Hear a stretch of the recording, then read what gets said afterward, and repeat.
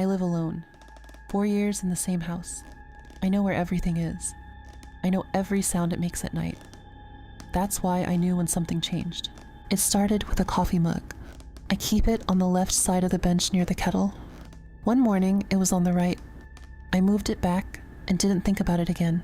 A few days later, the back door was unlocked. I always lock it before bed. I check it twice. That morning, it was closed, but not locked. I walked the whole house. Nothing missing, nothing broken. I called my sister. She said I'd been tired. She said I'd forgotten. I thought about medical things first. Sleepwalking, memory problems. I made a GP appointment. She said I wasn't describing anything clinical. Then food started moving. Not disappearing, just moving. A yogurt I'd put at the back was at the front. Leftover pasta was on a different shelf. Nothing eaten, nothing gone, just moved. I set up a test. 5 objects, exact positions, measured and photographed. Then I went to work. I came home and went straight to the kitchen without dropping my bag. 2 of the 5 objects had moved. The mug was 2 centimeters to the right. The salt shaker was facing a different direction. I hadn't moved them. Someone else had. I had the locks changed the next morning. Front, back, side gate. The locksmith asked if there'd been a break-in. I said sort of. 3 days after the new locks, the back gate was open. I'd locked it myself, tested it 3 times. In the morning, it was standing open. They had a key.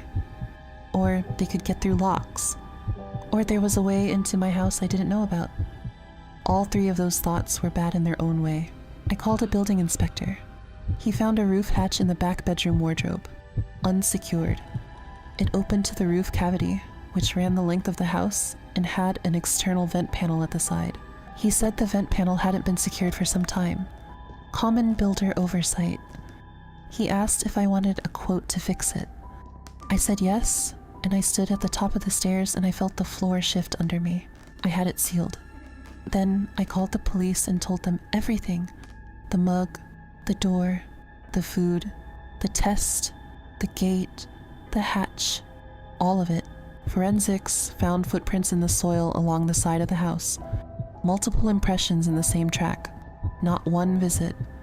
Multiple visits over what they estimated was several weeks. Several weeks. I'd been living my life while someone else moved through it. Not every night, but enough. Enough to know my routine. Enough to know when I'd be gone. They never found out who. Footprints gave a shoe size, but no database match. No DNA from the hatch or vent panel. Whoever it was had been careful. I moved out 6 months after. I told myself I was ready for somewhere bigger. That part was even true. What was also true was that I couldn't sleep in that house anymore. I think about the deliberateness of it.